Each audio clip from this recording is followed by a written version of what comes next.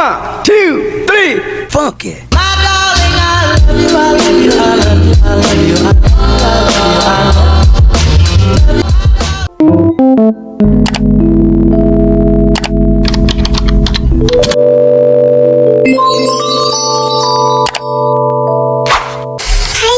Welcome back to my YouTube channel. Don't forget to like, comment, share, and subscribe.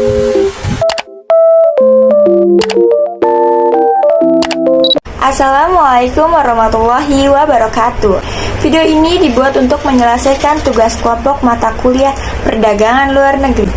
Yang kami hormati selaku dosen pengampu Ibu Wimanisma SEMM serta teman-teman yang saya sayangi. Kami akan membawakan materi tentang cara pembayaran luar negeri. Perkenalkan, nama saya Siti Karmila dengan NPM 201814500597. Yuk guys, kenalan sama rekan-rekan saya dari kelompok 11. Halo, nama saya Ristanti dengan NPM 201814500569.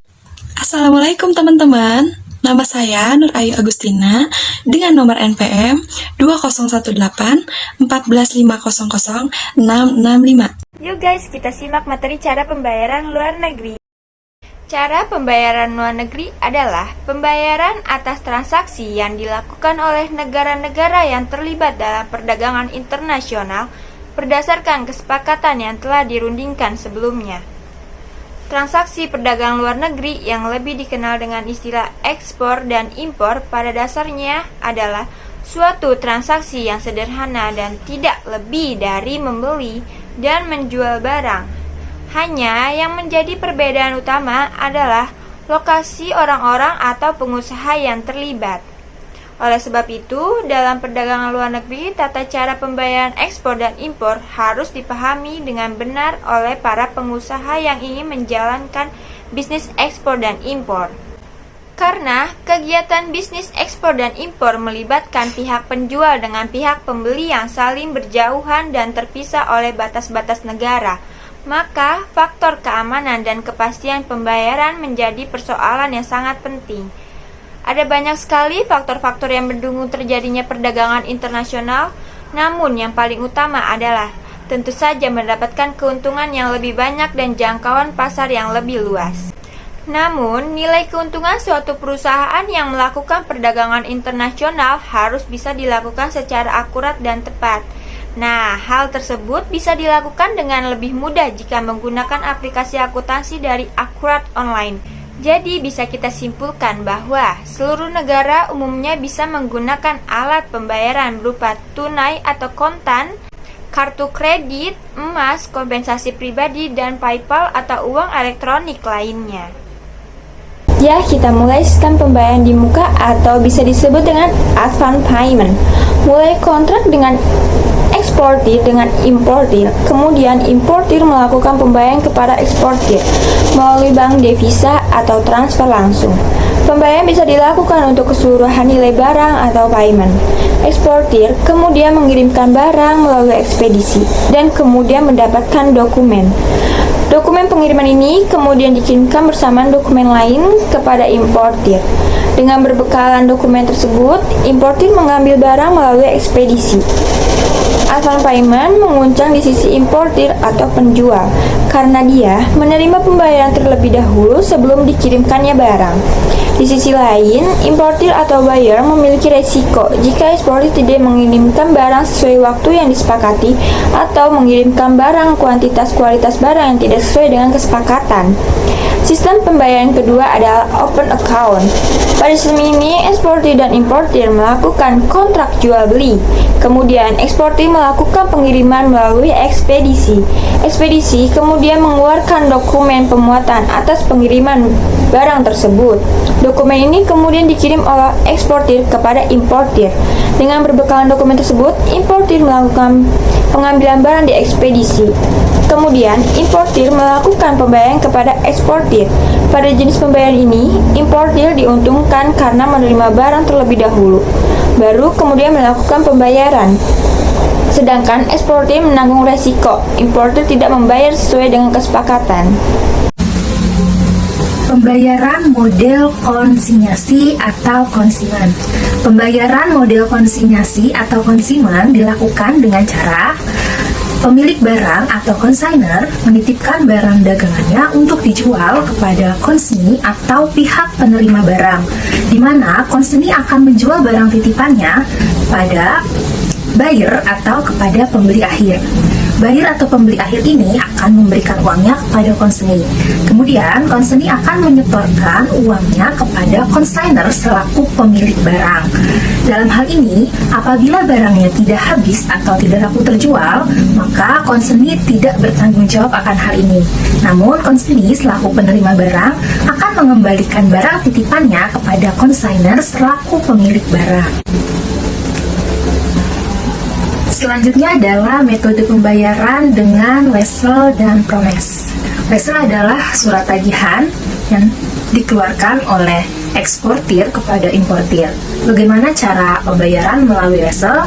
Yaitu pihak eksportir akan mengeluarkan surat tagihan berupa wesel kepada pihak importir, di mana wesel ini terbagi menjadi dua, dapat berupa wesel atas unjuk atau side draft dan wesel berjangka atau time draft.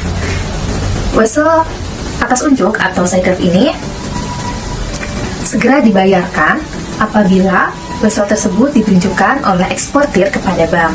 Sedangkan wesel berjangka atau time draft ini pembayarannya dilakukan sesuai dengan waktu yang telah ditentukan di dalam wesel tersebut. Selain itu, ada pula metode pembayaran ekspor dengan cara menerbitkan promes. Promes atau promissory note adalah surat kesanggupan membayar yang diterbitkan oleh importir kepada eksportir dengan tujuan agar eksportir dapat mengambil pembayarannya melalui bank yang telah dituju. Pembayaran ekspor dengan wesel. Pembayaran ekspor dengan wesel terbagi lagi menjadi tiga. Yang pertama yaitu documentary collection. Documentary collection ini terbagi lagi menjadi dua, yaitu documentary against payment atau DP dan documentary against acceptance atau DA. Documentary against payment atau DP adalah penyerahan dokumen yang dilakukan setelah adanya pembayaran yang dilakukan oleh importir. Sedangkan documentary against acceptance atau DA adalah penyerahan dokumen yang dilakukan setelah importir mengakses wesel atau promes. Pembayaran ekspor dengan wesel yang kedua yaitu ada clean atau bill collection, yaitu pembayaran wesel tanpa diikuti penyerahan dokumen. Dan yang terakhir ada cash against dokumen, yaitu penyerahan atau pembayaran oleh importir hanya dengan pengiriman dokumen pengapalan saja. Akan saya lanjutkan materi selanjutnya mengenai pembayaran kredit berdokumen atau bisa disebut dengan letter of credit atau LC. Apa itu LC? LC merupakan janji dari bank kredit untuk melakukan pembayaran atau memberi kuasa kepada bank lain untuk melakukan suatu pembayaran kepada penerima atas penyerahan dokumen-dokumen yang sesuai dengan persyaratan LC. Di mana metode pembayaran dengan menggunakan LC merupakan metode yang paling sering digunakan dalam perdagangan luar negeri. Dikatakan sering digunakan karena LC menawarkan jaminan pembayaran yang terbaik bagi eksportir. Selanjutnya, mengenai langkah-langkah pembukaan dan pembayaran menggunakan LC. Langkah pertama, eksportir dan importir membuat dan menyepakati kontrak bisnis. Langkah yang kedua, importir mengajukan pembukaan LC via bank pembuka di negaranya. Bank pembuka memeriksa pengajuan LC dari nasabah importir. Jika bank pembuka sudah setuju, maka importir wajib menyerahkan jaminan. Setelah itu, bank pembuka meneruskan LC kepada bank penerus atau bank devisa yang ada di negara eksportir. Lalu, bank devisa meneruskan LC kepada eksportir. Eksportir menyerahkan dokumen pengiriman barang dan dokumen lain yang dipersyaratkan dalam LC kepada importir dari bank devisa. Bank devisa melakukan pembayaran kepada eksportir dan meneruskan atau mengirim dokumen kepada bank pembuka. Kemudian, bank pembuka meneliti keabsahan dokumen dan kesesuaian dokumen dengan isi kontrak bisnis impor. Setelah dinyatakan sah, maka bank pembuka melakukan pembayaran melalui bank devisa. Ada tujuan dan fungsi LC.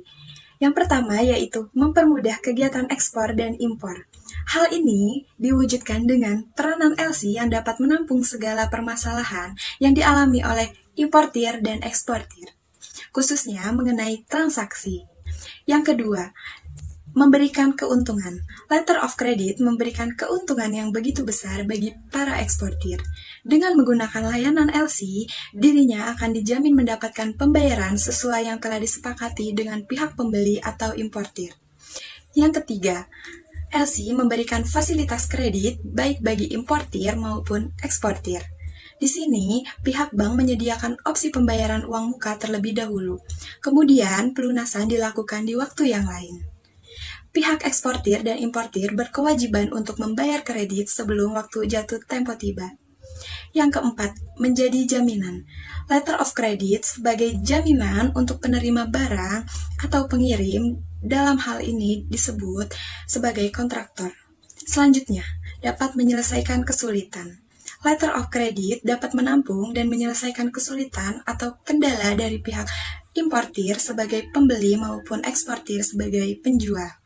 Hal ini terjadi karena LC dapat memberikan fasilitas pembayaran di muka atau pembayaran dengan tanggung jawab. Next, ada pihak-pihak yang terkait dengan LC.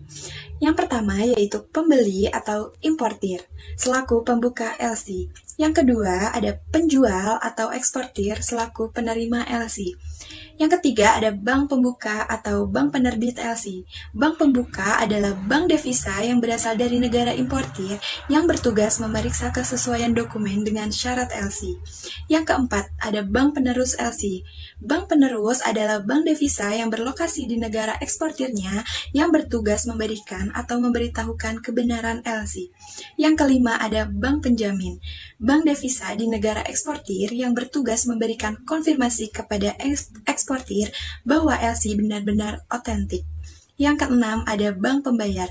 Bank yang namanya tercantum dalam LC sebagai pihak yang melakukan pembayaran kepada eksportir. Yang ketujuh ada bank negosiasi. Bank yang setuju untuk membeli vessel yang diserahkan oleh eksportir. Dan yang terakhir ada bank reimburse, yaitu bank yang diminta untuk mengganti pembayaran jika bank eksportir dan importir tidak ada hubungan rekening. Selanjutnya ada jenis LC menurut sifatnya, yang meliputi revocable LC. Jenis letter of credit satu ini adalah jenis pembatalan LC yang dilakukan oleh bank pembuka tanpa memberi pemberitahuan terhadap pihak importir maupun pihak eksportir. Tentu saja pembatalan ini terjadi karena disebabkan oleh suatu alasan tertentu. Yang kedua ada irrevocable LC, yaitu transaksi yang hanya bisa dibatalkan apabila ada persetujuan dari kedua belah pihak.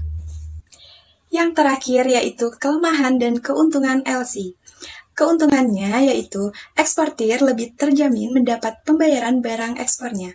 Eksportir dapat menuangkan dokumen secara langsung tanpa menunggu pembayaran atau kiriman uang dari importir. Biaya negosiasi dokumen yang dipungut bank relatif kecil. Lalu ada kelemahannya, yaitu proses pembukaan LC hingga pengambilan dokumen masih dikatakan lama. Biaya pembukaan LC masih terhitung relatif mahal. Dan proses pembayaran di bank tidak fleksibel. Terima kasih yang sudah menonton video ini. Semoga apa yang telah kita sampaikan bermanfaat. Kurang lebihnya mohon maaf dan wassalamualaikum warahmatullahi wabarakatuh. See you next video.